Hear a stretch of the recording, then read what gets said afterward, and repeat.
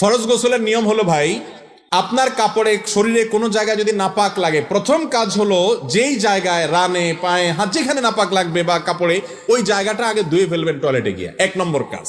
ওইটা কি করে ফেলবেন? নাপাকের জায়গাটা টেপে ধরে বা টিউবওয়েলের পানিতে ধরে বা পানি ঢেলে ওইটা আগে ডলে ধুয়ে ফেলবেন। ওইটা ধোয়া শেষ। এবার 2 হাতের কবজি 3 বার পর্যন্ত ধুবেন, তারপরে 3 বার কুলি নাকে পানি দিবেন, এরপরে মুখ ধোবেন অজু করার মতো, তারপরে হাত ধোবেন কনুই পর্যন্ত, তারপরে মাথা মাসে করবেন, এরপরে পাও ধোবেন না, পাও ধোয়াটা স্টপ রেখে মাথার উপরে পানি ঢালা শুরু করবেন।